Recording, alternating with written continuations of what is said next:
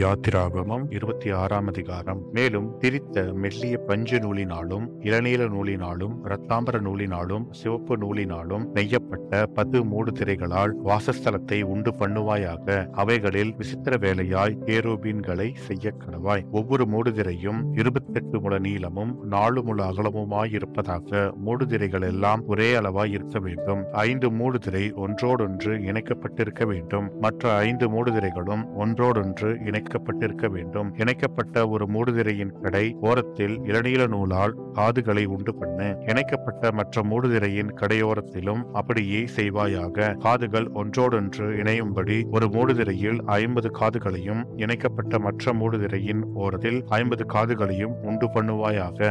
50 பொன் கொக்கிகளையும் பண்ணி மூடுதிரைகளை ஒன்றோடொன்று அந்த கொக்கிகளால் இணைத்து விடுவாயாக. அப்பொழுது அது ஒரே வாசஸ்தலமாகும். வாசஸ்தலத்தின் மேல் கூடாரமாக போடும்படி ஆட்டு மயிரால் 11 மூடுதிரைகளை உண்டு பண்ணுவாயாக. ஒவ்வொரு மூடுதிரை 30 முழ நீளமும் 4 முழ அகலமுமாய் இருக்க வேண்டும். 11 மூடுதிரைகளும் ஒரே அளவாய் இருக்க வேண்டும். 5 மூடுதிரைகளை ஒன்றாகவும் 6 மூடுதிரைகளை ஒன்றாகவும் இணைக்க வேண்டும். 6ஆம் மூடுதிரையை கூடாரத்தின் முகப்பிற்கு முன்னே மடித்து போடுவாயாக. இணைக்கப்பட்ட ஒரு மூடுதிரையின் கடை ஓரத்தில் 50 காதுகளையும் இணைக்கப்பட்ட மற்ற மூடுதிரையின் ஓரத்தில் 50 காதுகளையும் உண்டு பண்ணி 50 வெண்கல கொக்கிகளை செய்து கொக்கிகளை காதுகளில் மாட்டி ஒரே கூடாரமாகும்படி அதை இணைத்து விடுவாயாக. கூடாரத்தின் மூடுதிரைகளில் மிச்சமான பாதி மூடுதிரை வாசஸ்தலத்தின் பின்புறத்தில் தொங்க வேண்டும். கூடாரத்தினுடைய மூடுதிரைகளின் நீளத்திலே மீதியானதில் இந்த புறத்தில் ஒரு முழமும் அந்த புறத்தில் ஒரு முழமும் வாசஸ்தலத்தை மூடும்படி அதன் பக்கங்களிலே தொங்க வேண்டும்.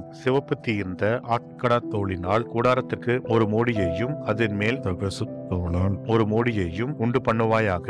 வாசஸ்தலத்துக்கு நிமிர்ந்து நிற்கும் பலகைகளையும் சீத்தி மரத்தால் உண்டு பண்ணுவாயாக. ஒவ்வொரு பலகையும் 10 முழ நீளமும் 1.5 முழ அகலமுமாயிருக்க வேண்டும். ஒவ்வொரு பலகைக்கும் ஒன்றோடொன்று ஒத்து இசைந்திருக்கும் 2 கழுந்துகள் இருக்க வேண்டும். வாசஸ்தலத்தின் பலகைகளுக்கெல்லாம் இப்படியே செய்வாயாக. வாசஸ்தலத்துக்காக செய்யப்படுகிற பலகைகளில் 20 பலகை தெற்கே தென் திசைக்கு எதிராக நிற்க கடவுது. அந்த 20 பலகைகளின் கீழே வைக்கும் 40 வெள்ளி பாதங்களை உண்டு பண்ணுவாயாக. ஒரு பலகையின் கீழ் அதன் 2 கழுந்துகளுக்கும் 2 பாதங்களும் மற்ற பலகையின் கீழ் அதன் 2 கழுந்துகளுக்கும் 2 பாதங்களும் இருக்க வேண்டும். வாசஸ்தலத்தின் மறுபக்கமாகிய வடபுறத்திலும் 20 பலகைகளையும் அவைகளின் கீழ் 40 வெள்ளி பாதங்களையும் உண்டு பண்ணுவாயாக. ஒரு பலகையின் கீழ் 2 பாதங்களும் மற்ற பலகையின் கீழ் 2 பாதங்களும் இருக்க வேண்டும். வாசஸ்தலத்தின் மேற்புறத்திற்கு 6 பலகைகளையும் வாசஸ்தலத்தின் இரு பக்கத்திலும் உள்ள மூலைகளுக்கு 2 பலகைகளையும் உண்டு பண்ணுவாயாக.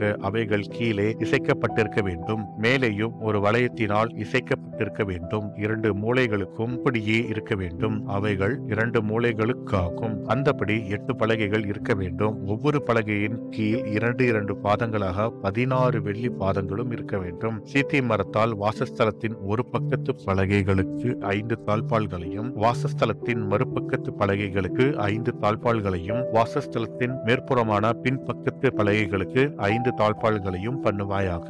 நடுத்தாழ்பாள் ஒரு முனை தொடங்கி மறுமுனை மட்டும் பலகைகளின் மையத்தில் உருவ பாய்ச்சப்பட்டிருக்க வேண்டும். பலகைகளை பொன் தகட்டால் மூடி தாழ்பாள்களின் இடங்களாகிய அவைகளின் வளையங்களை பொன்னினால் பண்ணி தாழ்பாள்களை பொன் தகட்டால் மூடக்கடவாய். இவ்விதமாக மலையின் மேல் உனக்கு காண்பிக்கப்பட்ட மாதிரியின்படியே வாசஸ்தலத்தை நிறுத்துவாயாக. இளநீல நூலாலும் இரத்தாம்பர நூலாலும் சிவப்பு நூலாலும் திரித்த மெல்லிய பஞ்சு நூலுமான இவற்றால் ஒரு திரை சீலையை உண்டு பண்ண கடவாய். அதிலே விசித்திர வேலையால் செய்யப்பட்ட கேருபீன்கள் வைக்கப்பட வேண்டும். சீத்தி மரத்தினால் செய்து பொன் தகட்டால் மூடப்பட்ட 4 தூண்களிலே அதை தொங்கவிடு. அந்த தூண்கள் 4 வெள்ளி பாதங்கள் மேல் நிற்கவும் அவைகளின் கொக்கிகள் பொன்னினால் செய்யப்படவும் வேண்டும். கொக்கிகளின் கீழே அந்த திரை சீலையை தொங்கவிட்டு சாட்சி பெட்டியை அங்கே திரைக்குள்ளாக வைக்க கடவாய். அந்த திரை சீலை பரிசுத்த ஸ்தலத்திற்கும் மகா பரிசுத்த ஸ்தலத்திற்கும் பிரிவை உண்டாக்கும். மகா பரிசுத்த ஸ்தலத்திலே சாட்சி பெட்டியின் மீதில் கிருபாசனத்தை வைப்பாயாக.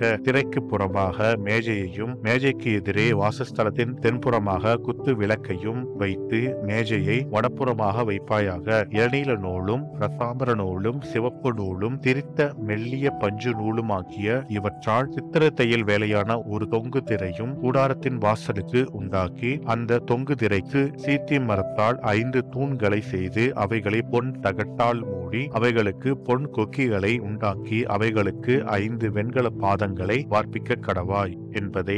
ஆமேன்.